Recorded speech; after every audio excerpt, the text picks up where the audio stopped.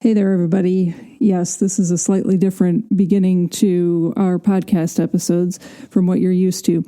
This is Sara, and I just wanted to let you know that Tim and I recorded this episode and several of the next episodes before any of the current events around the coronavirus were happening. So as you listen, you're going to hear things that are going to be very helpful to you in this time.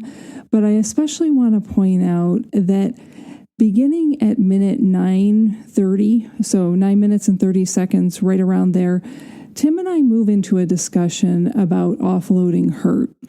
And in the midst of the disruptions that we're facing with the coronavirus, understanding how your emotions get offloaded, and we all do it, so there's no shame and there's no blame here, just recognizing it will not only be helpful to you, but to your family and to the people that you lead through this and way beyond. So as you listen, recognize how you tend to offload hurt, and especially in times of stress. I kind of laughed as I was editing this. At one point, you'll hear me say, anxiety is a fast-moving, highly contagious virus. And the way that we address it is with calm. We can't get to that place unless we recognize what's happening with our emotions and how we tend to respond. So recognize how you tend to offload hurt. Recognize that we all do it. It will help you and help your relationships stay healthy, not only in this time, but in the future. We hope as you listen and learn that you will continue to learn to lead and love well during this season and way beyond. God bless you, and know that we're praying for you. And if there is any way that we can be helpful to you, please reach out. We're in the process of putting together a way to put together a daily devotional. We will let you know when that is available so that anyone can sign up to help stay grounded in this season. You are loved, and you are needed as leaders in this time. Take care of yourself and take care of one another. God bless you. You're listening to LeaderCast, episode 111.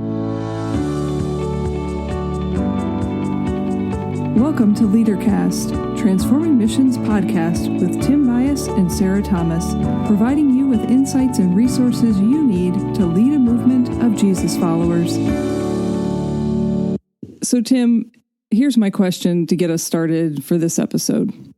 What are the lies that we believe? Are you talking about fake news? No, I'm not talking about what's become known as fake news, but there might be a chance that this episode will help you sort out the reality of the times that we're living in. Let me ask that question again. What are the lies that people tell themselves? I'm not good enough. Yeah, I'm not qualified. I'm not worthy. Who would love me? This lie gets to me. Some lives are worth more than others. Some people can never experience God's love.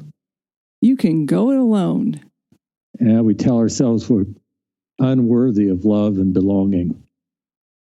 And I'll end it with this one. You deserve the circumstances that you're in, even when they're out of your control.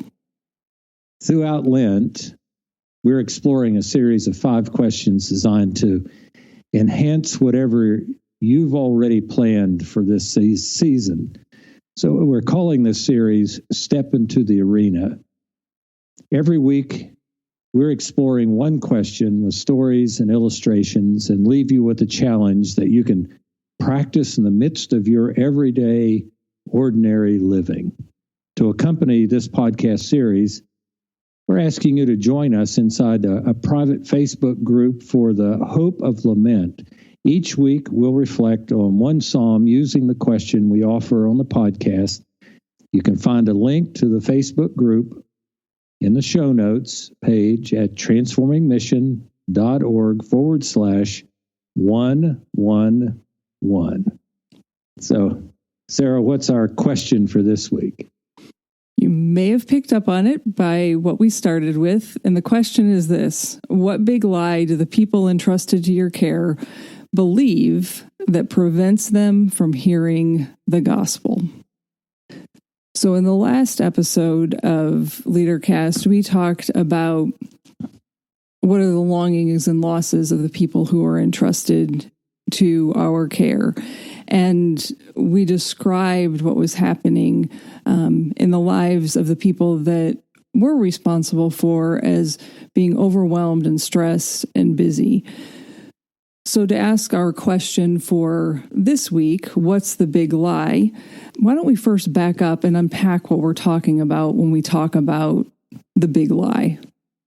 So, Sarah, you and I have talked about it. It goes back to the civil rights movement when groups of young people were sent into Southern communities to listen for the big lie at the heart of the Jim Crow laws. They uncovered this big lie. Some lives are more important than others. I don't want to say it again because I want to emphasize it.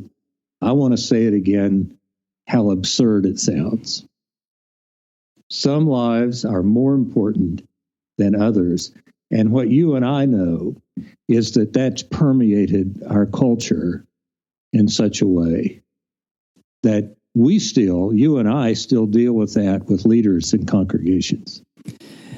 Yes, we do. So that big lie, along with the big lie that we named of I can go it alone, I should be able to do it myself, I don't need the help of community, do I have value apart from the work that I do? And that one, love is based on productivity, love is conditional.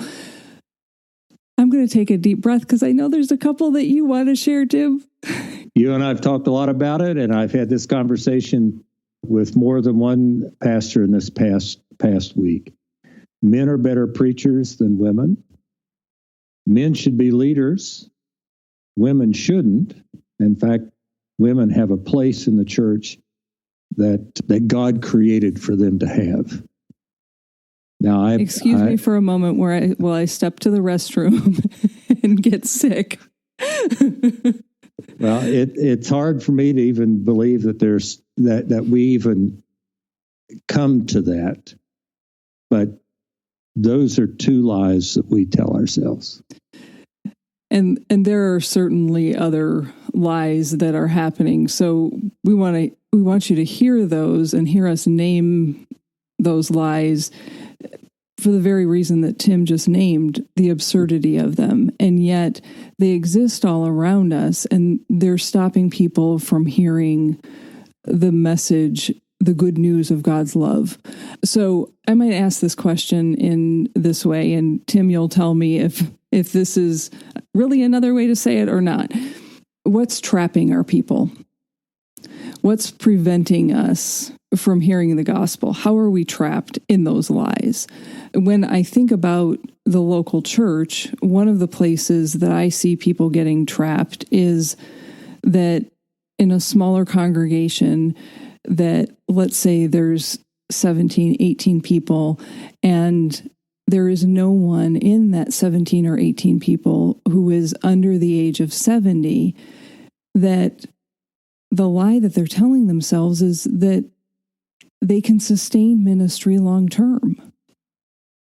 The reality is that group of people, their age alone tells us that they're in the last season of their life. So if they all make it to 100, at best, that church has 30 years left. And so what's the loss in the midst of that? There's a loss of impact, there's a loss of relevancy, and yet there's still this very real longing of wanting to make a difference. And yet in that group, this is simply what I hear. Well, we still want to do ministry like it used to be, and I'll say back in the 70s. And so it stops people from hearing the gospel because they're not able to think and imagine how they might need to build relationships with people so that a whole new group of people can encounter Jesus and learn about who Jesus is and begin to live like Jesus. Part of what we've talked about is a loss of community of disciples on a journey together. And we remember a day when all of us were together in one place doing the same thing because we all had kids together and we were all doing the same kinds of things in the community together. And our longing is to make a difference in the lives of people like we did then. But the lie that we're listening to is that how we did ministry then doesn't work the way it does now, because what we did then was we named the sins of others so we could be grounded biblically. So there was always an us, them. And in a world of us, them, it's much more difficult to be who God would have us be. And so we always have to have an enemy. And when I'm thinking about the church, what prevents us from hearing the gospel at that point is that Jesus tells us to love our enemies. And we're trying to set up enemies so we can get back to what we had. And you went back to the 70s. I'll just go back to the mid-90s. Oh, I said this to you before we started recording. I think even if we went back 5 to 10 years, we can't do ministry in the same way. That's another conversation for another day. So as you listen to the lives of the people entrusted to your care, as you consider their longings and their losses, what big lie do they believe that is preventing them from hearing the gospel?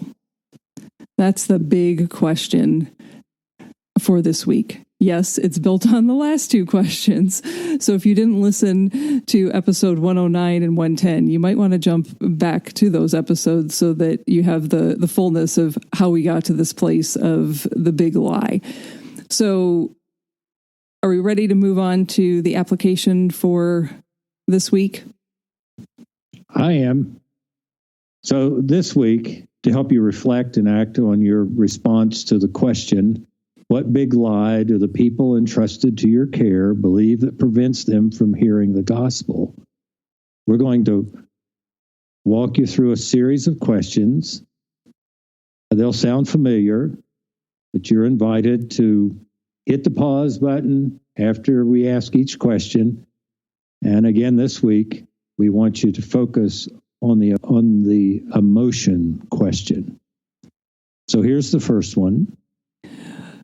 So again, I want you to think about this past week. Consider the conversations that you had, the places that you met with people, the conversation around your dinner table, the chats that you had online via Messenger, via text messaging, via Snapchat, or maybe it was on a Zoom call. What big lies are the people entrusted to your care telling themselves about their longings and losses? Go ahead and name them, and if you have a piece of paper and you can write it down, go ahead and write it down. Now, with that question in mind, let's consider 3 other questions. We've been doing this over the last several episodes, so we'll walk through this again.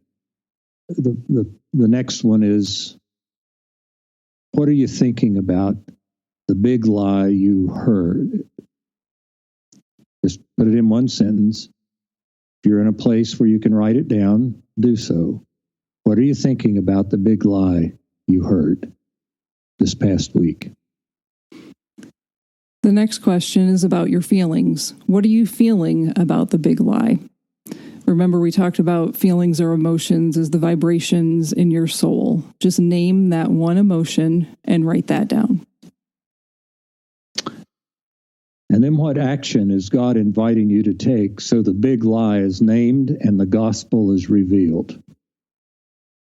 So you're leading us to transformation, Tim. That question doesn't let you live in the big lie. So if your thoughts, feelings, and actions are not having the effect and the effect that God desires, it's time to reckon with what's going on. And in the last episode, we talked about how when we're reckoning with emotion, there are two responses. One, we can get curious. The other response is we offload emotion. In the last episode, we talked about getting curious and a healthy response to our emotions, how to become more emotionally intelligent, if I can say it that way. When it comes to big lies, often we offload emotion. They're the lies that we're telling ourselves, and they prevent us from hearing the good news of God's love for all people. So in the examples that we gave of big lies, things like love is conditional, it's based on productivity. I must name the sins of others to be faithful to Scripture. Who in the world ever thought up that lie? We can do ministry like it used to be.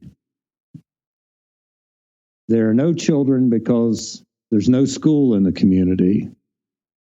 So in these examples, it's very easy, especially in group settings.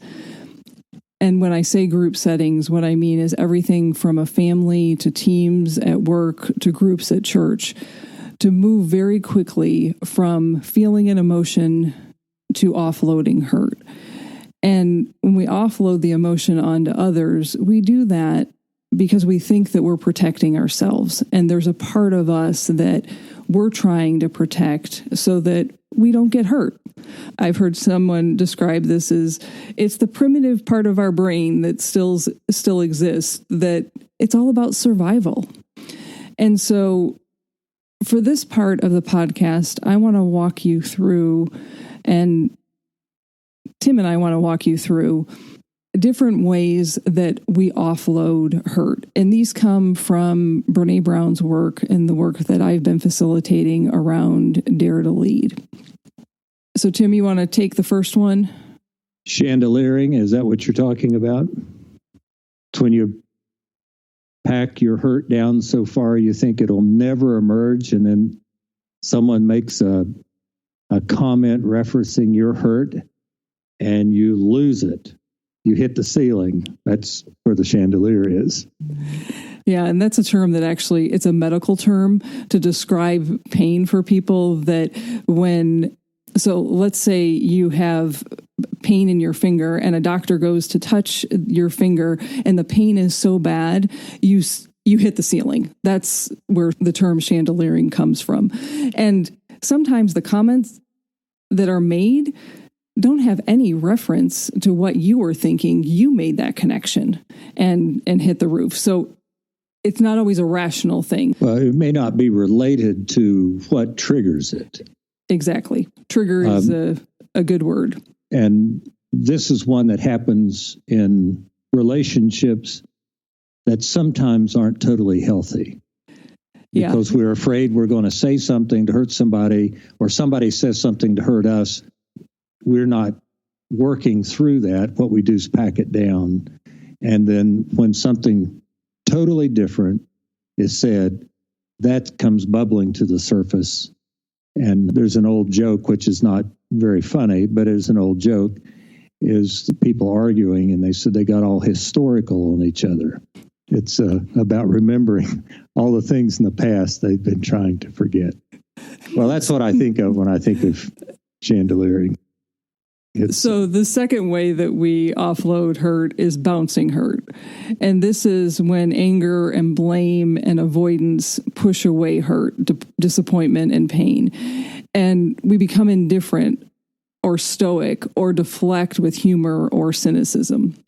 So numbing hurt is a common way of dealing with hurt. We eat, we drink, we exercise. We get lost in social media to avoid feeling the emotions.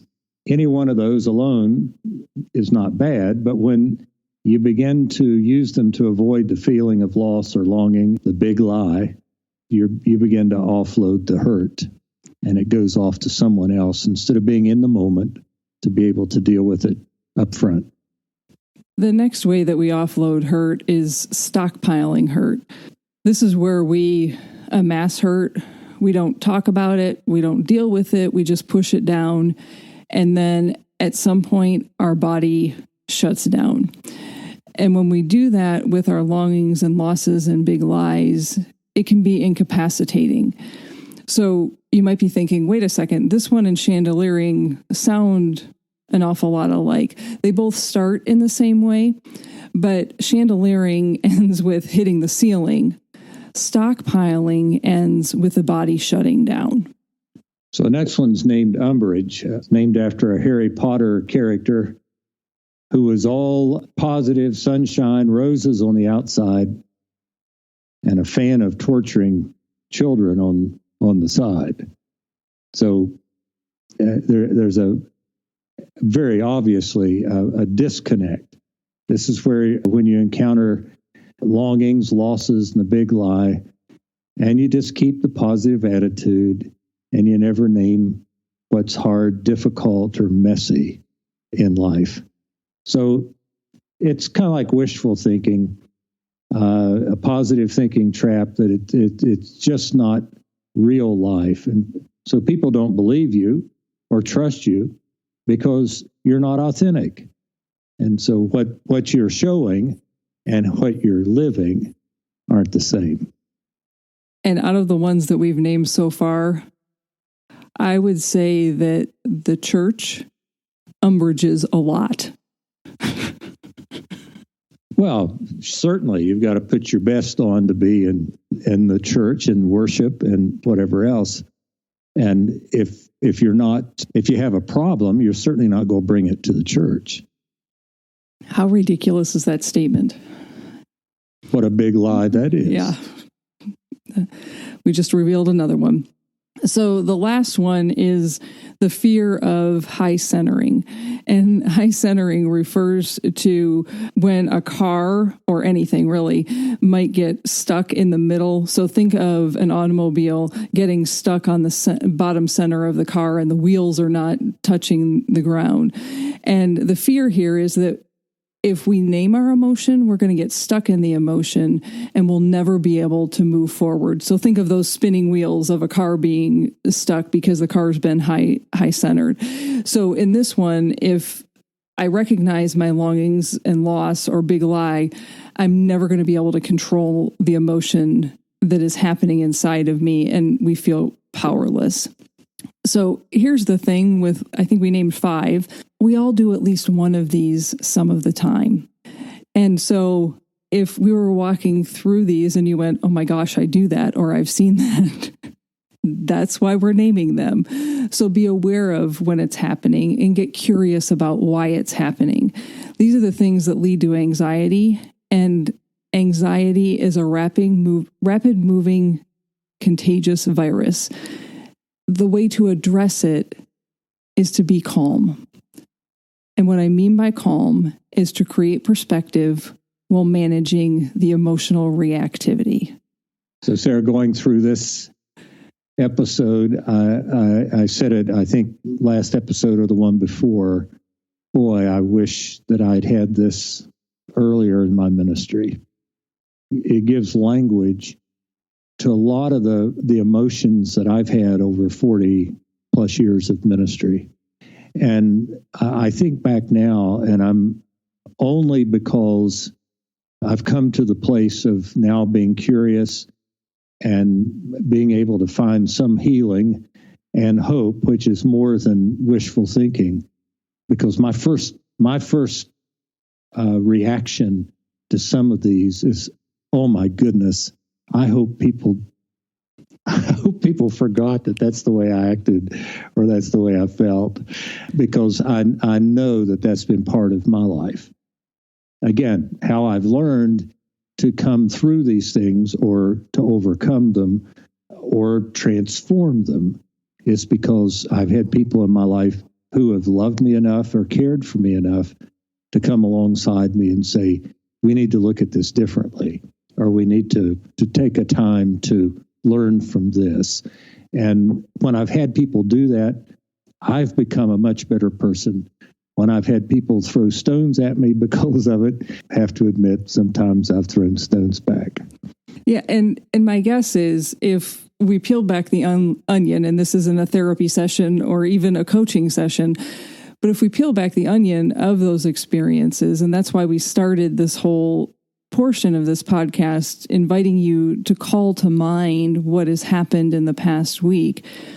My guess, Tim, the things that were coming to mind for you were longings or losses or big lies that were happening in your midst. And when we don't recognize them and we can't name them because we haven't hit the pause button, we haven't found our way to that calm, and we're anxious, what do? We offload the hurt. It's a natural human response. But just as you have said, well, I would say it this way, if we really want to treat other people that way, we're sick, because there's nothing kind about that. And so I don't believe that any of us really want to do that to other people. It's what we do in those moments of reacting to what's happening, because we haven't had the time or space to hit the pause button and say, okay, what is the emotion that I'm feeling here? And where is this coming from? What am I thinking about this? And what am I doing? So that we can be present in a different way. And when we find ourselves starting to react, to stop and say, can we just take 5 minutes? If this starts to happen with your spouse, to simply say, I'm going to go take a 5-minute walk because I'm starting to say something that I don't want to say and doesn't need to be said, but I need to clear my head and think about why I wanted to say what I was saying. So give me 5 minutes and I'll be back. Sometimes we have to hit the pause button. Just make sure you come back to it. Because if you come back from that 5-minute walk and then say, oh, I'm fine, never mind, you're not helping a relationship. You're just offloading that hurt in a different way. So come back and name, what was it that you were feeling? What were you experiencing in that moment? So that you can encounter that in a different way. It might be that there's a loss there that you just need to name to someone who loves you. There might be a longing there that you just need to name. Or it might be that you're confronting a lie, and that lie has been a shield, armor, a veil that is preventing you from encountering God in ways that are life transforming. And so that question that you asked him of what action is God inviting you to take so the big lie is named and the gospel is revealed? If you're going for a walk, that's what I want you to think about in that moment. Would it be fair to say, with many of the things that we've talked about on past episodes, would it be fair to say that one way we can address the big lie is through vulnerability? 4 episodes into Lent, Tim caught on to what I'm doing. That's exactly it. We're talking about vulnerability, folks, in a whole different way. Tim just called me out on it. And so for those of you that are listening, and you may not have listened to the episodes that we talked about rumbling with vulnerability, what I will say to you is vulnerability is the uncertainty that we feel during times of emotional exposure. So until we become vulnerable, we may even perpetuate the lie. And so we're giving you some questions each week to be able to practice. What does it look like to rumble with vulnerability? We're giving you some handles to hold on to. A different way to name, to imagine anew. How is God inviting you to follow him each and every day? And in the world that we're living in, this is the most obvious statement that I could make, but if I don't make it, it won't be said. In the world that we're living in, that's going to require vulnerability. So, Sarah, it all fits together. There's another piece that fits with this because we've been talking about lament, but this may be one of the things that I lament are the lies that we perpetuate, the big lie. And as we looked at our last episode, even with all the sorrow and the aloneness and the pain that was there still came celebration and hope. And that's why we're doing what we're doing with podcasts, and is that in the midst of all the pain, there's still hope, there's still assurance, there's still a God who loves us. But there is something we need to do, and that is we just need to come clean, be curious, stay in the moment, and God's always there, always. So this week, practice answering the question, what's the big lie the people entrusted to your care are telling themselves that prevent them from hearing the gospel? And if you're really brave, answer the question for yourself. What's the big lie that you tell yourself that's preventing you from hearing the gospel?